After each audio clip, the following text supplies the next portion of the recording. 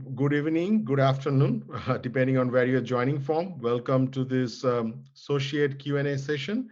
I'm Randeep Mitra, founder of Associate, the MBA cross school networking community, and very excited to have with us today Alan Stein, founder of Kadima Careers, a CBS MBA alum himself, and also ex-employee of a lot of big tech companies. Alan is going to expand on that in his introduction. So Alan, why don't we get started with a brief introduction from you, and then um, we will open it up with a couple of questions and then open up to the audience as well. And I know you have a few slides of presentation to go as well. Yeah, I have slides. I can go through them fairly quickly, or we can just go to Q&A, whatever the group wants. But Randy, really appreciate it having me here with Associate. I am a big fan of what you're doing here with Associate and appreciate that. Quick, I'll share some slides here, and as people have questions, maybe just put them in the chat, and then Randeep or Marcy or someone can kind of moderate and just interrupt as it comes up. So I actually did create a decent amount of slides, but I'm happy to go through them fairly quickly and have this more as a Q&A session. So why don't we start off, Alan, with like your background, how you and kind of your path to founding of Kadima Careers. Sure. So first off, like I'll refer to some notes there. So this is the answer to your question. Who the F is me? So this is actually my ID, my first driver's license when I had a mullet, and it actually said I was 5'10". I actually was never 5'10". I was 5'8", but I thought I was 5'10", and the New York State did not actually check ID, so I could have said whatever. In terms of my background, this is my background. Sheryl Sandberg, during my time at Facebook, used to say that people's careers are not don't think about your career as a career ladder, but more as a jungle gym. And I think that's very apropos. So during my career, I thought I was going to be a psychologist. I went to a PhD program in clinical psychology at Delaware, dropped out of there, went to Wall Street, spent 4.5 years on Wall Street, then got the opportunity to work in venture capital. I was there for 2.5 years. Then I read the book Moneyball by Michael Lewis. I was motivated by that, inspired by that. I went down to the baseball winter meetings and came back with jobs working for the New York Mets and the Toronto Blue Jays minor league affiliates. After a year there, realized that the work-life balance and the pay both sucked and decided to go back to business school, and went to Columbia Business School after getting rejected from Stern. So if anyone's there from Stern, you guys rejected me, and then I had to go to Columbia. I went to Columbia Business School and then wanted to go into marketing, analytical-based marketing, and stay in the New York tri-state area where I've lived all my life. Set my sights up on American Express, was fortunate enough to get in there through building relationships. And then I was at Amex for 5.5 years. I kept getting tired of people telling me that my careers at Amex are a marathon and not a sprint, and I like to move quickly. So I looked into the space of tech, and I applied to Google 5 times, got ignored or got crickets for my application, until finally I had a friend who had a friend at Google, and they spoke to me. They decided to consider me. 11 interviews later, I got hired by Google. I was there for 5.5 years, leading program management, operations teams, customer success teams. After 5.5 years, I decided I got like the startup itch, and also Google kind of exited me. Long story there. And worked at Datadog and at a company called Andela as VP of operations. Realized that the pay and the work-life balance, well, it's more the pay, and the quality of the talent was not what I was looking for in the startup space. Decided to go back to big tech, went to Meta, Facebook. And at Facebook, I was there for 1.5 years. My boss got fired there. He went to Tableau. He recruited me over to Tableau, and I followed him there. And then I joined him, and then we got acquired by Salesforce. I was at Salesforce for 2.5 years, and during that time, I started Kadima, where I focus on accelerating careers, which is what most excites me throughout my career, is growing and developing careers. So that's a little bit of my background, Randeep. Well, quite a diverse background, Alan. Quite a few changes, and I'm sure you picked up different lessons and takeaways about career, right, along the way. So let me start with could be a probably could be called an easy question or hard question depending on how you want to think about it. But let's start with the big thing right now, right? For the last 6 months, a lot of layoff in the news, a lot of changes happening in the big tech industry. You mentioned about quite a few of those companies that you worked at actually has been announcing changes in the headcount. So compared to 6 months back, what would you say is the main difference? Maybe the positive side and maybe a negative side of being an applicant, right, in this current environment, trying to get a job at any of the big tech, big banks or any of the top recruiter companies. Um, so um, sorry, what was the specific question about, like, what are the advantages or Yeah, challenges? what's the pros and cons right now of this landscape where a lot of people who were not looking for jobs are now looking for jobs, and you have a lot of folks here probably finishing their business schools or whatever it might be and trying to look for new roles. Yeah. So it's a tough environment in the tech space in some big companies as they're laying off people. So the big five tech companies, Salesforce, Amazon, Microsoft, Facebook, and Google, laid off 59,000 people between the five of them. However, if you look back a year prior, they hired 183,000 people. So they hired 183,000 people. They laid off 59,000 people. So it was a net increase of 123,000 people. Yeah. They increased their headcount by 5.8% even after those layoffs. So these are robust opportunities. Oh, and Pankaj, we will share the deck. You can actually download the QR code and go right here and get the slides. So you'll be able to get them there. Um, so these companies overhired during the pandemic. And now, because people are employed at will, which means that you can get hired, you can get fired for any reason at any time, but you can also leave for any reason at any time. And these companies are exercising their right to be employed at will, and they are cutting people. So there's a lot more talent on the market from these companies, but these big tech companies are still recruiting. They still have jobs available. I track the top 100 companies across the industry. The companies during the peak, maybe 6 or actually probably 9 months ago, were hiring about 540,000 roles. They had 540,000 open roles available. Now they only have about 223,000 open roles available. Still a lot of roles. Still, median number of jobs at these companies are north of 350 per company, but it's a tighter market. So, long answer. There's definitely some challenges there, but there's lots of opportunity. There's lots of smaller and mid-sized companies that are providing some interesting opportunities. There's pockets of growth and exciting development in climate tech, health tech, and some other areas like that as well. I think that's a very good perspective. So maybe we can switch gears, and if it's okay with you, Alan, there is already some questions trickling in. Should we take one of them? Sure. Right. So we have Devin Mehra. Devin, feel free to come off mute, and if you want to ask the question yourself, but do you want to do that, or do you want me to read the question for you? Yeah, I'm happy to jump in. I'll just kind of reiterate the message, the question I posted where I'm a first year MBA at Rice in Houston, and I'm actually from the tri-state area. I want to long-term be back in the tri-state. In terms of the summer, I'd love to land a summer internship in New York, ideally doing product management. I feel like Rice and maybe other schools, like a lot of it's regional in terms of people on campus recruiting. So what advice would you give in terms of like wanting to get back to a different city? Yeah. So first off, I'd act as flexible as possible, especially in this job market. So I I generally tell my clients to, where possible, say that they're open to relocation. Um, get into companies wherever you can get into companies. So are you talking about like an MBA or like a MBA internship or a full-time role? At this point, internship. So it'll Um, be December between my first and second year.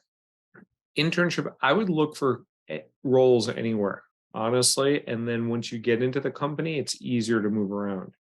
So if you're only looking at New York roles, you may not have opportunities. There may not be roles in the New York market for them. So I would be more flexible. And once you're at these companies, I've seen it multiple times where I've moved people from Chicago to Austin, from Austin to San Francisco, from Ireland to Seattle, from Kiev to Sydney. Moving within the companies, especially large global companies with lots of offices, is a lot easier. So getting in, I would be much more flexible. You can definitely target the location, but if you're looking to work at Google or like Google that's based in Mountain View, I would look in Mountain View and New York. And if something opens up in Mountain View, you take the role in Mountain View and then you figure out how to relocate. Right. That makes sense. Thank you. So that brings up an important question in my mind, Alan. What about the other R word, remote, right? Isn't remote, like whether it's internship or not, what do you think is happening to remote jobs or hybrid roles in this environment? Amazon just told their corporate employees to RTO, to return to the office 3 days a week. Google is strongly encouraging that. A lot of the companies are moving back to some hybrid RTO, return to work policy, where you should go in 3 days a week. Personally, I highly, highly recommend people to go into the office because I think it provides immense, valuable, serendipitous encounters and networking capability, especially early in your career. Opportunities that won't necessarily occur if you're in your home office, where I am now, all the time. So I make sure that I get out. I was actually at Columbia Business School on Monday doing a speaking engagement there. There are remote roles open, but a lot of companies are now more focused on people coming to the office at least part of the time. There are some roles that there are exceptions of, like sales roles, perhaps, some other roles, but a lot of the companies are pushing for some sort of hybrid work environment. What I do recommend, though, is people always say that they're open to relocation, like flexible with location. And then once you get the offer, then you can start pushing back, not pushing back, but negotiating what sort of hybrid work arrangement that you want. Once a company indicates to you that they want you, then all of a sudden you have leverage and you have hand and you can work things out. I've seen a number of people do it where they were told to relocate. They never wound up relocating in their 2-year career. So there's definitely a push to come back to the office. I think it's actually a good thing in moderation, not mandate. But I'm not the one making the call. That's a great point. Great point. So maybe I think that we can take the next question. Seems pretty straightforward. Would you be willing to share the slide deck, Alan, after the call? Sure. Anyone can just highlight the QR code or go to kadimacareers.com/associate MBA, and you should be able to download the whole set of slides there. Cool. I guess I have one more question, but do we have any more question in the chat? Or Marcy, I don't know if you have a particular question for Alan. No, we don't have any more questions right now. I think we should maybe have Alan go through his slides for a bit, and that'll probably let some people percolate some questions as he goes along as well. But if you had another question, we can go with that one first. No, I think that's a great idea. Let's go through it. I think people are interested to know how Kadima Careers helps, candidates. I'm not going to go too much into Kadima Careers, but I will talk more about the recruiting landscape, how to get jobs at these top tier tech companies, how they recruit, and how to understand how the game is played. So before I go into this is a little bit background about me. I have a unique skill set where I've interviewed a lot of people at these companies, including 800 people during my time at Google, including 225 people during 2015. I was not a recruiter. I was a hiring manager. So I was a decision maker in these interview processes. I also have had the opportunity to interview at a whole bunch of places. If you name the company, I've probably interviewed there. I have interviewed lots of companies. I've worked at 21 different companies. I've worked in 29 jobs. I've probably turned down about equal amount of offers throughout my career. Before I started Kadima, I was influenced by Robert Cialdini. I don't know if anyone knows Robert Cialdini, who wrote the book Influence, which is back there. Great book on the power of influence. Before he started writing about influence, he actually did undercover work as a salesperson to understand how salespeople work and how they influence people. So I was kind of influenced by that, and I wound up doing a lot of research on interviewing. So I just started interviewing at every company I could, and I recorded the interviews, I analyzed the interviews, and I realized that interviews are the same pretty much everywhere, outside of Google and Amazon, and McKinsey and BCG and Bain, and the investment banks, like some of the top tier investment banks. But for the most part, I've interviewed at so many companies in my life, the interviews are the same. And then the other thing I like to call out is I've been fortunate enough to have education and privilege. So I was born as a white dude to middle-class parents. I was able to graduate undergrad without any student debt, which is a rarity nowadays. I was able to go to state school in New York. And I was fortunate enough to be able to save up enough money to pay for my Columbia MBA, which I found out now is costs $250,000. So I got a deal when I spent only $138,000 in 2005. So that's just a little bit about me and what informed some of my presentation here. We'll talk here in the class today about, not the class, of presentation, about goal setting, playing to your strengths, building relationships, getting more interviews, and getting more offers. And as people have questions, please fire them up in the chat. I'm looking at those, and Marcy or Randeep are totally cool to interrupt me. I'm fine with that. I have 3 kids at home, 3 teenagers at home. So I'm about to have dinner with them where they interrupt me all dinner. So if you guys want to interrupt me, totally cool also. To warm up to that then, as the questions come in. Yeah. You guys will probably be a lot more polite than my children. So we'll talk a little bit about how the game is played and how, so it's really important to understand how the game is played in order to maximize your opportunity and maximize your likelihood of success. If you think about recruiting, the job search comes in through one of 3 main point of entries. You can cold apply, you can apply on a website and get your application in. That is the most volume, but the lowest hit rate of success. Secondarily, you might be solicited on LinkedIn by someone. They might say, "Oh, I see you went to MIT and you worked at Bain. I'd love you to be considered for this role at McKinsey." So you can be recruited. It's hard for you to control that outside of making sure that your LinkedIn profile is clearly reflecting and articulating the value and strength that you have. Then the third part is referrals. This is the least utilized path. Only 7% of applications come in through the referral path, and yet 40% of hires come in through the referral channel, including, in my case, 24 out of my 29 jobs occurred because someone put in a kind word and said, "Oh, you should speak to Alan." Doesn't mean I didn't need to interview. Like at Google, I had to interview 11 times after, but it got my foot in the door because someone said some kind words and said that they should talk to me. Once you get into one of those 3 points of entry, you go into this, what I call the job acquisition funnel. And at top companies that folks are interested in, probably on this webinar, you are competing with hundreds, if not thousands of people.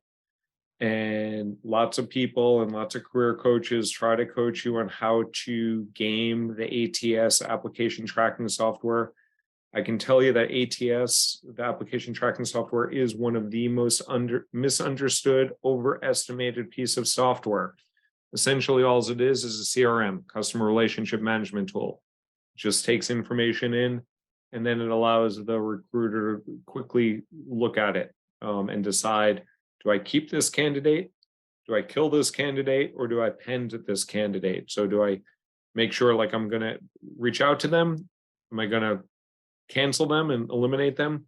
Or am I going to put them in the waiting list bucket? If you get past a recruiter, you'll deal with a hiring manager.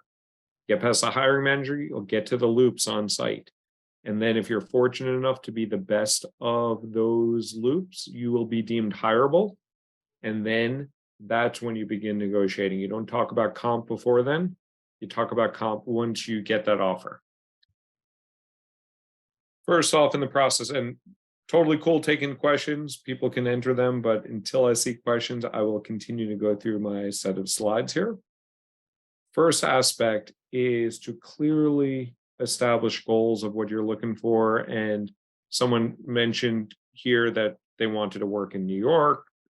It's good to understand what those goals are, because if you don't know where you're going, it's really hard to get there. Oh, cool. We got some animation there. It's important to identify what's important to you in the next job. What do you care about? And I can't answer this for you, but does work-life balance matter to you? Does a company culture matter to you? Do you care about DEI, diversity, equity, and inclusion? No company is actually good on that, but some companies talk a big game on that at least. If you care about the stability, if you care about compensation. So that should all inform your decisions of how you start targeting companies. And I generally advise people to create a target list of 40 companies.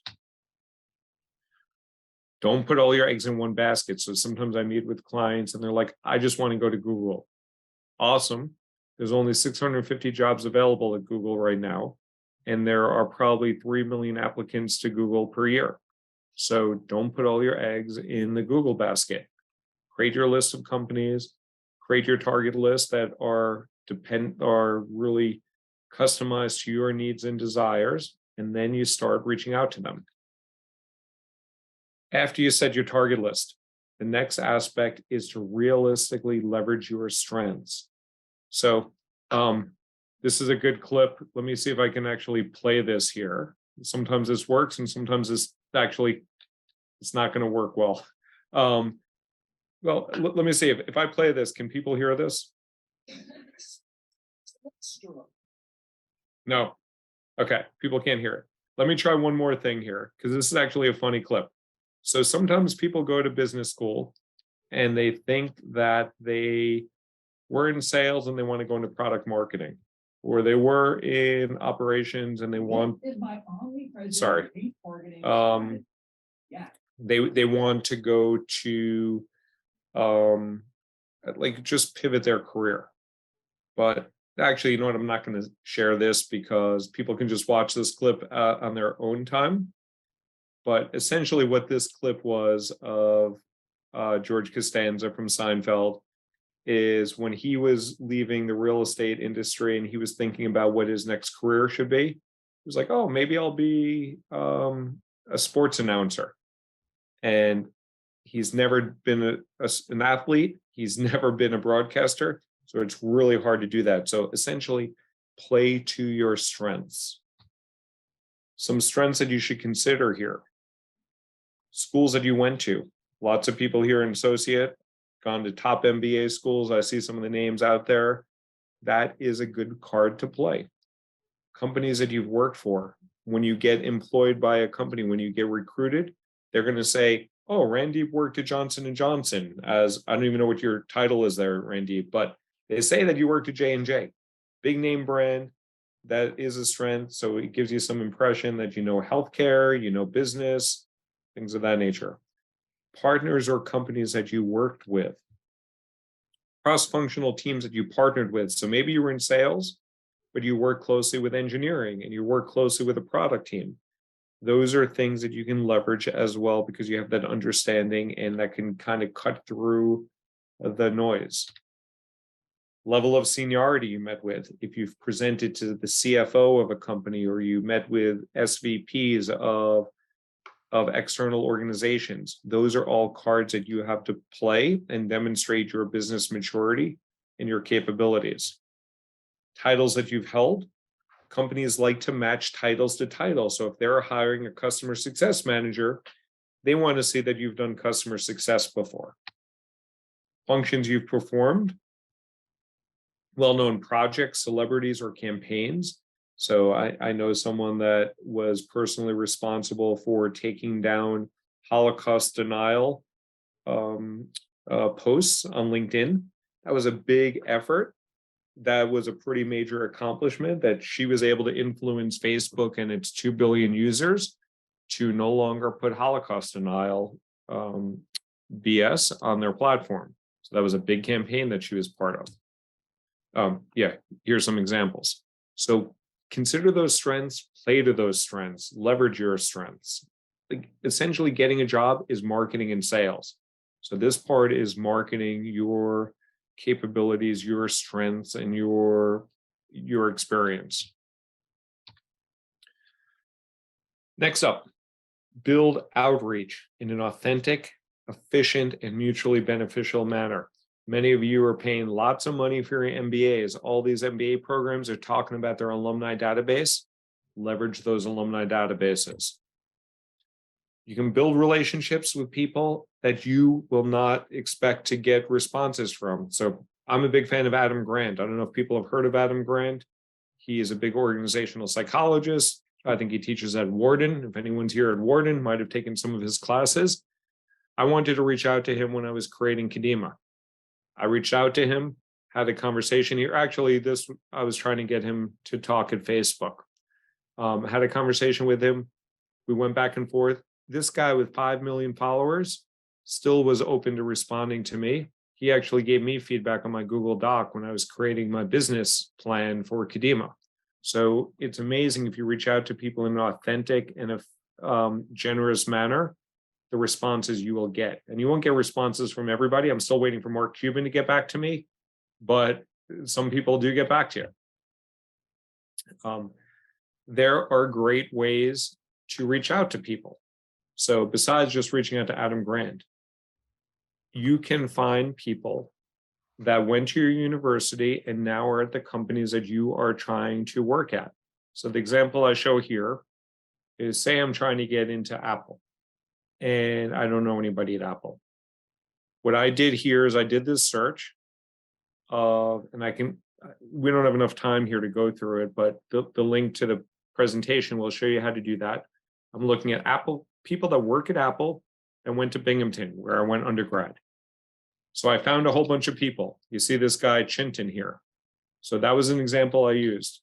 So I wrote this note to Chintan. It's like, hey, like you, I went to Binghamton. I used that commonality and I do something whimsical at the end. Go Bearcats, that's our team mascot. And the beauty of LinkedIn, it limits the connection, these invitations to 300 characters. So it forces me to be succinct so that Chintan will be more likely to actually read the message. He actually replied to me through this process. Your goal is to eventually get informational interviews. Informational interviews, they talk about a lot in business school. Informational interviews are not intended to get a referral. What they're intended to do is seek advice and build relationships. That's what you're really trying to do with those informationals. Key aspects for informationals. You're trying to do a Zoom. I used to say in-person meetings were great. In-person is too inefficient because I have to get on the subway. I have to buy another cup of Starbucks. Zoom is so much better, or Google Meet is even better, Randeep. But Zoom or Google Meet, then in-person. Third option is phone. Fourth option is email, and text is not even worth your time. Ideally, you keep them to 30 minutes in length. Confirm the meeting 24 hours ahead of time. Build rapport. Get people to like you. Tell a bit about yourself. Keep it short. I've had people tell me way too much about themselves. I don't really care. Have a max of 3 roles at your ready in case they say, hey, it's great that you came to me to talk about this role at Unilever. Are there any particular roles you're looking at? Then you have some roles at your ready. Have your resume ready only if asked. Do not forward a resume to people that don't ask for it. I can tell you so many times, people don't ask for something, don't give it to them. And then thank them for their time. Finally, send a thank you note. So those are like 9 pieces of advice. As you're having these conversations, here are 7 questions that work well. Can you tell me about your path to SAP? What advice do you have for someone trying to get into McKinsey? Based on the very little you know about me, where do you think I might make an impact at Goldman Sachs? Do you know anyone on that team that I can perhaps chat with? And ideally, you get a connection internally within that team. I'm super excited to work at Google, but I don't want to put all my eggs in that basket. Here are 5 other similar companies I'm looking at. I'm looking at Meta, I'm looking at Apple, I'm looking at Salesforce, I'm looking at Microsoft, and I'm looking at, I don't know, Stripe. What do you think of those companies? And ideally that gives them a little spark that they're like, oh, I know Marcy at Stripe. She's a great woman. Let me put you in contact with her. Are there any other companies that you suggest I should consider where you can start to build out your target list? And then this is important. So few people do this. This is also in Robert Cialdini's book about the power of influence. Be generous, offer to help. And if for like, so rarely will they take you up on this, but if you say, hey, can I help with something? And you happen to say that, oh, I live in Brooklyn, and they may ask for, oh, what's the best bagels in Brooklyn? Which, by the way, is La Bagel Delight. If anyone would argue with me on that, we can discuss later. But they may want to ask for something like that and get some support that will make them ever indebted to you. Not that you're trying to get them indebted, but the power of reciprocity is huge. Few things what not to do. Don't make them work around your schedule. They are doing you a favor. Work around their schedule. Like the adage says, like we've been given 1 mouth and 2 ears. Try to use that in proportion. Do not share your resume, again, unless they ask for it specifically. Do not share jobs unless they ask for that specifically. And this is something that I generally advise people do. Do not ask for a referral. Instead, what you want to do is you want to earn a referral, because if you ask for a referral, I find that 90 to 100% of people will tell you to their face that, sure, I'll give you a referral. And then only 25 to 50% will actually follow through with that. So that's not that helpful to you. But if you're having a conversation and the conversation's going well, they will say, hey, Marcy, great conversation. Seems like you did your research here. If I can ever help you get a role here at Bank of America, let me know and I'd be happy to help. And that is an earned referral, not a begged for or asked for referral. Finally, work the system.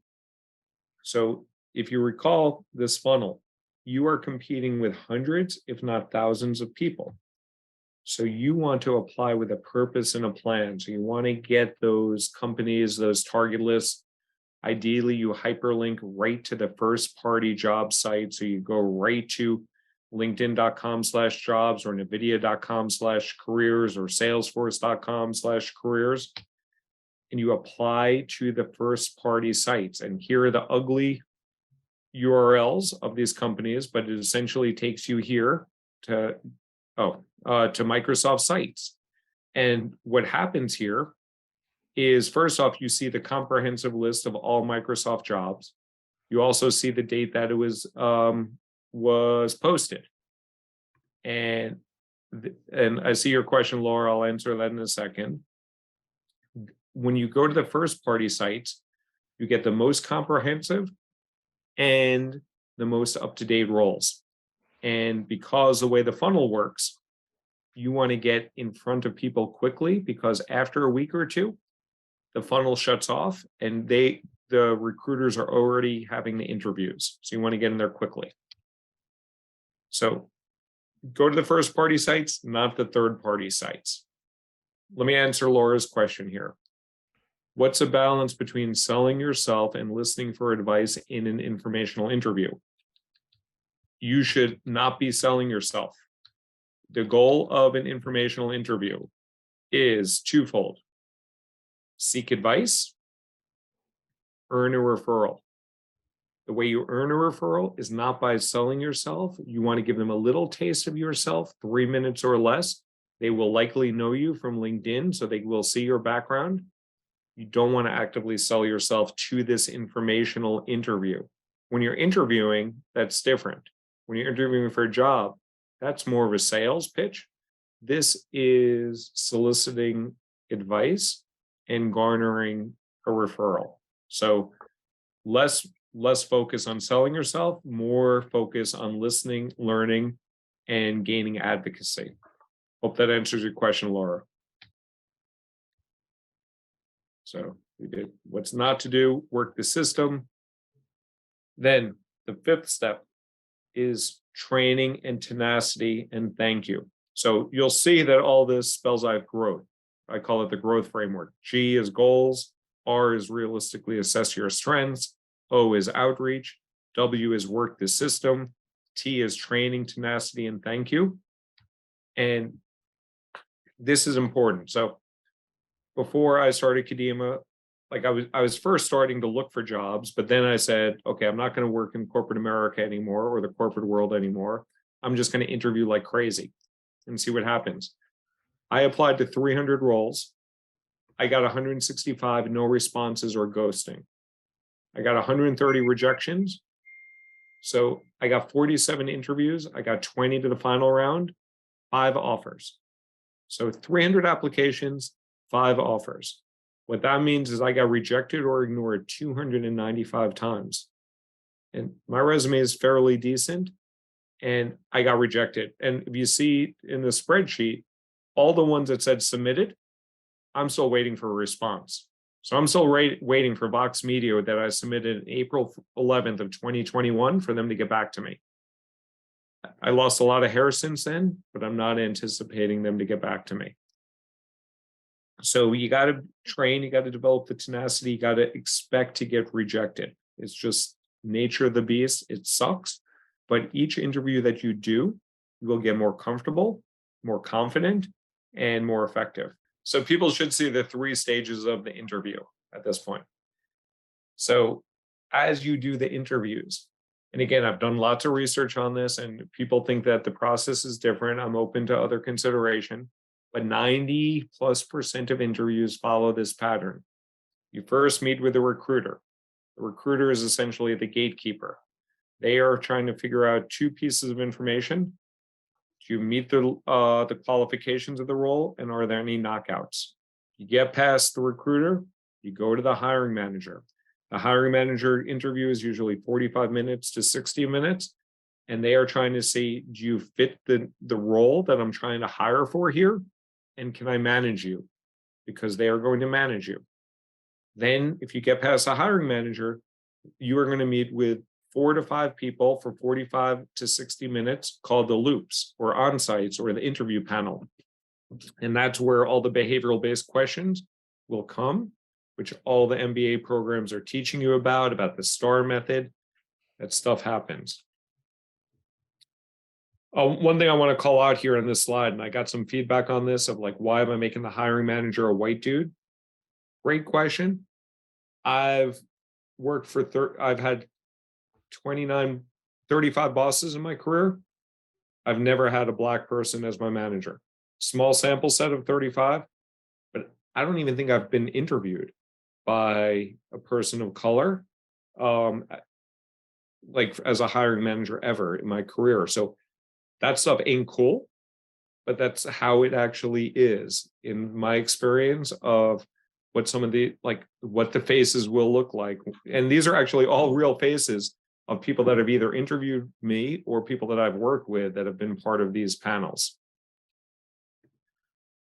In the interview process, each of those interviews, each of those stages will have 4 phases. First phase is rapport building. You want people to like you. Talk about the weather, you talk about their kids, you talk about bagels in Brooklyn, you talk about something that gets them to smile, gets them to like you. Secondly, TMAY. If anyone's read Steve Dalton's book, The 2-Hour Job Search, that's what he calls it. It's tell me about yourself or the narrative or walk me through your resume. You need to have that buttoned up in 3 to 4 minutes. Then the questions that they have for you. They're very predictable, they're very preparable, but those questions will come to you. They will be mostly behavioral based in nature. And then questions that you have for them.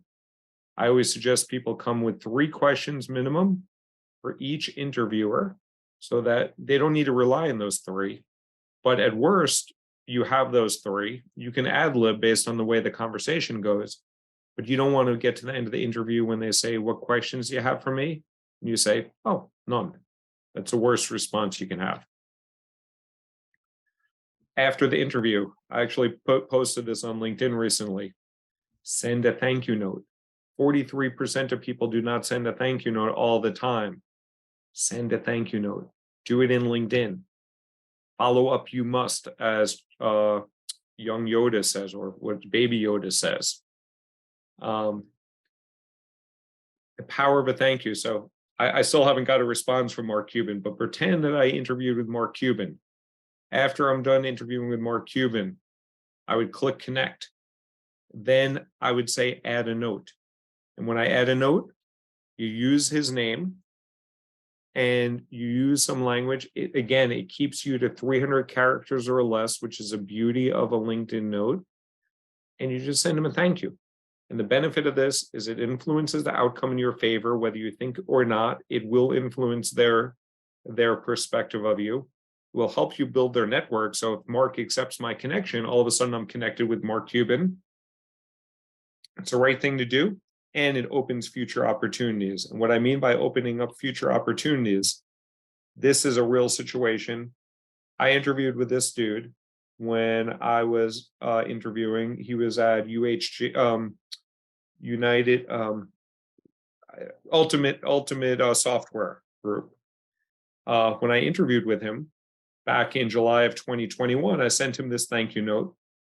He never replied to me, but 17 months later, even though he didn't reply to me then, he reached out to me and said, hey, I'm looking to hire someone at Datadog. I see that you're looking, because I actually had the green circle open to work on my profile during this period. And he reached out to me for a job just because of that power of the thank you. I did not wind up interviewing with him because I wasn't looking for a job, but just send a thank you. It's really easy to do and it has maximum value. Question is, during the 300 job applications, how do you balance time to apply without editing the resume and tailor the resume to each job? Do not tailor your resume to each job. I had one resume. Sometimes clients might have two if they're going for two distinct areas. If you think about it, your LinkedIn profile, you can't have 84 different LinkedIn profiles. People are going to look at your LinkedIn profile. Play to your strengths. Anything that you're going to do that is not playing to your strengths and what you have done, the best way that you can influence that is through networking and reaching out and having a conversation.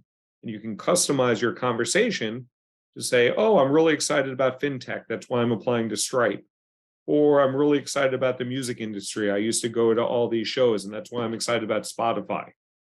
You customize the message, you don't customize your resume. There's lots of reasons behind that. So the strategy that works, I talked about it quickly, and then I'll open it up to questions. Establish your goals. Establish those 40 target companies. Realistically assess your strength and leverage those strengths. Reach out to people, build those relationships. Fourth is work the system, get those applications in quickly, efficiently, and ideally leveraging referrals. Fifth is training and tenacity for the interviews. You will get rejected a lot. Learn to expect it. And the sixth part, which I'm not talking about here intentionally, because the part of this presentation was how to land a job. At the very end, after you get the offer, that is when the negotiation begins. And do not let the money distract you early on. If you let the money distract you early on, you will opt out of the process. You will self-select out. You will eliminate some opportunities that you could potentially have landed. And you could have and once you get that offer, then you have leverage. Then you have hand. And at that point, that's where the negotiation begins. And that is very high impact negotiations at that stage, where I've been able to get people up to $143,000 more after the initial offer. So last, before I go to this slide, these are just my opinions. These are opinions based on data. But like the dude says, this is just like my opinion. However, if you look at my history and my background, these are opinions based on data, based on fact, based on my experience, and based on stuff that works. You'll hear lots of other career coaches and experts talk about things. I'm pretty confident that my stuff works, but again, it's just my opinion. Everybody's got an opinion. So that's it. There's some questions here now. I see Marcy has a Yeah, question. that's by me. I have so many. I'm happy to ask, but we're running low on time, and I would rather our audience ask. I like questions these as well. both. I can answer both those very quickly. Cool. Let's do it. So the toughest question I was ever asked during an interview were, how many lawnmowers are sold in the US every year? Oh, one of those. Yeah. And I actually came to the answer. I forget if I said 9 million or 13 million. One of them was the correct answer. I didn't just come up with that number. I said, okay, there's this many households and this many people have apartments and blah, blah, blah. And the working life of a lawnmower is maybe 7 years. I wound up getting that right, but I got rejected for the role. My favorite question that I ask people at Google, I always focus on general cognitive ability, which Google focuses on 4 different areas. And I always like focusing on GCA. My favorite question was, what if Google all of a sudden started charging $5 per month for Gmail? Not the business version, but for the consumer version. What are the pros and cons of that? What's a market opportunity here? What considerations do you need to take into account? And what would you recommend to Sundar? And that was my favorite question that I would ask. There's no right answer to that, but it was a very thoughtful question. The best company I ever worked for and why? Still Google. I've worked for 21 companies. They pay the best. They pay a median compensation of $296,000 per year. They're still extremely innovative. You get to wear jeans and t-shirt to work. They pay and treat people quite well. Even the severance, the way they communicated the layoffs really sucked. Very poor, and they could have done a hell of a lot better job there. But the severance, and I have lots of friends that have been impacted by it, is ridiculously generous. Not that I'm hoping that anyone got laid off from Google, but they treated people quite well. And the food was awesome too. And you can bring dogs to work. So all that stuff, I'm a big fan of Google. Great. Then what are my favorite sources to explore small and mid-sized tech companies? There's a few. One is Crunchbase. Secondly, someone sent me a newsletter recently. If you follow up with me, if Devin follows up with me, I'll look at that because I forget the name of the newsletter someone just shared with me. But a couple other good resources are Built-in, fill in your city. So Built-in NYC, Built-in Austin, Built-in Atlanta, Built-in SF. Those are like local. I think there's Built-in Boston, Built-in Chicago. Those are pretty good resources. There's also another good resource that I like. It's called Gary's Guide, like the name Gary with an apostrophe S. I've used Gary's before. Yeah. It's a really ugly newsletter, but he has lots of good stuff in there. And there's an East Coast version and a West Coast version. That came in very handy for me. And TechCrunch is okay. The information is good. And there's probably a couple, there is one other newsletter. So if that person emails me and says, what's the name of that newsletter? I think it's like, I forget what the name of it is, but I'll forward it to you. What are good roles to prep to be an entrepreneur? Sales. I'm an entrepreneur now. Most of my job is selling stuff. Sales, I think, is a fundamentally important skill, whether you're an entrepreneur, whether you're selling yourself. When you apply to companies for a job, you are selling yourself. Your resume and LinkedIn is marketing, and your interview is a sales pitch. And so sales, I think, is critical more than anything. You don't need a business plan. You don't, sales and network. Building relationships are so critical. Seeking out advice, people will be immensely helpful to you, will give advice. So sales and networking. And then Jay, you're up next. Thanks. Yeah, Yeah, Jay, absolutely. go ahead. Yeah, absolutely. Thanks, guys. This has been really helpful, really nice. And it is really informative. Like just some of these are factual things, some of this. So I want to ask a question. I'm facing brutal feedback, not feedback, rejection from jobs. I want to make it conducive to the audience so that everyone can benefit out of this. So I want to keep it as short. I'm sure you're not the only. I'm sure you're not the only one who's gotten brutally rejected from interviews. So I'm sure other people can relate. Yes, absolutely. So allow me to ask my question, and then I want to see where am I going horribly wrong. I have worked in software sales, Microsoft, Oracle, HP, Moody's, undergrad from University of Michigan, and Rice MBA. Right now, it's been brutal. I had 7, 8 interviews in October with leadership development firms, but knocked out from those, and essentially didn't get any. And now since January, and maybe audience could relate, but January, February, it's been brutal. Like applying 20 jobs a day using things that might help others as well here. Indeed, LinkedIn, MBA Exchange, All Careers, which is our portal, and lots and lots of coffee chats. I have edited my resume towards, first I did it for consulting with asking like 10 plus people in consulting. They helped me with that. Then I edited my resume for product marketing manager, the roles I want to get into. The problem is that they ended up saying, listen, your resume is really salesy. It's going to stay salesy. We're not going to stretch it to a consulting or a product marketing. So I gave up on that, and I used that one version to mass apply like crazy on all these platforms. So I'll stop here. I just want to know, why am I falling flat on my face so badly right now? So I would need to go further in depth. You gave me some good information there. Like what this other person said, don't keep changing your resume. You are who you are. Play to your strengths. If you are a salesperson, get into these companies as a salesperson. If your resume is not being seen, I forget, like you mentioned some really damn good names. I forget them all, but you have good names, good schools. So your resume should be picked up. What's happening is if you go to how people come in through the pipeline. Sorry. This is annoying because I put these builds in here.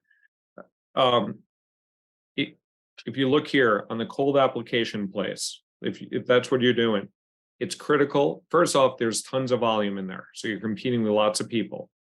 But the way you can improve your chances is at the right place, the first party job sites, at the right time, when the roles are fresh, within a week or less, for the right roles that match your LinkedIn profile, because they may not even be looking at your resume. They're going to be looking at your LinkedIn profile. So if you look like a sales guy, apply for sales roles. Who cares if you want to go into product? So that's for the cold application. Then on the right side of this page, referrals. That, again, only 7% of applicants go in through the referral path, but 40% of hires come in through the referral. So without knowing you more in depth, that's my initial take. And one quick point. I know there's one last question for you, Alan, but one quick point for everyone on this call. One of the things we build Associate for is because you don't have to wait to connect, right? So you're connected to everyone. You can message the person. So we have people from Google to Apple to pretty much all the probably Fortune 100 companies. You can message them. Not everyone might be exactly in sales or the area you're looking for within Apple or Microsoft, but there's a good probability you'll probably see someone in your area that you can message to. Great point. Yeah, and Associate is a fantastic platform for that. LinkedIn is a great platform for that. Your alumni database is a great platform for that.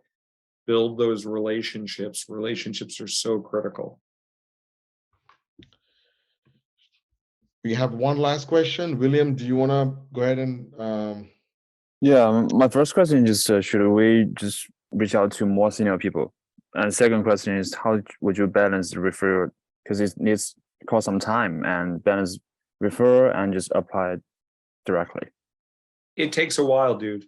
The saying is, dig your well before you're thirsty. So you need to build relationships with people before you hit someone up for a transactional referral. So first, that's why I call the growth framework in that order. Develop your goals, develop your target companies. Secondarily, realistically leverage your strength. Third, build outreach at those companies where you are focused on. Build those relationships so that when you see something open up at SAP or you see something open up at McKinsey, you already have that relationship built, and you're not just trying to reach out to someone who happened to go to your school and you're like, hey, can you put me in for a referral for BCG, even though I have no idea who you are and I've never talked to you in my life before? So you need to build these relationships. It's not easy.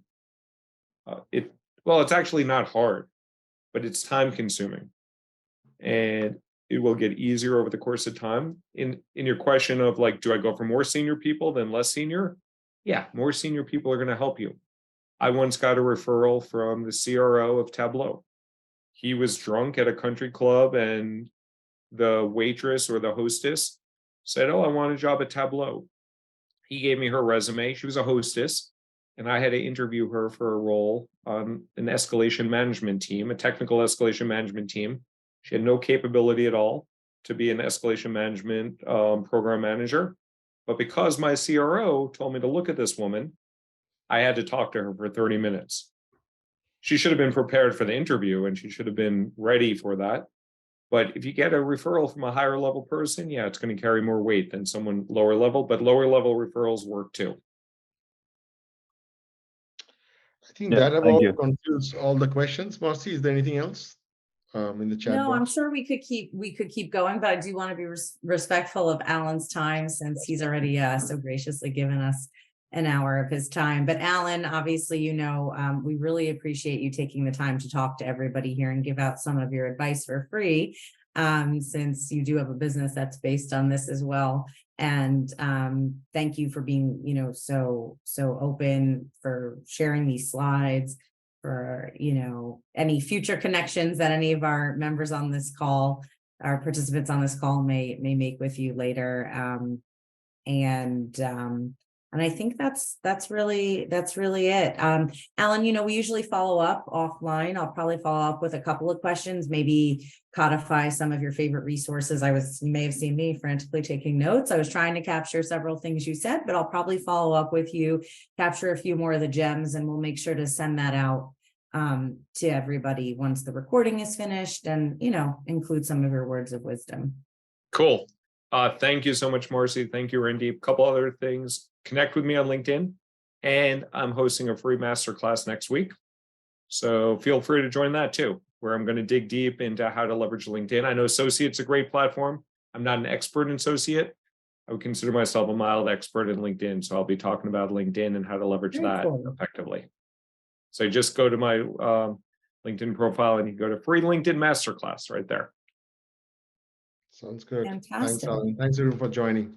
Thanks, Randeep, and thanks, Marcy. Thanks for all you do with Associate. Sure. Bye-bye. Thanks, everybody. Have a great evening. You too. Bye.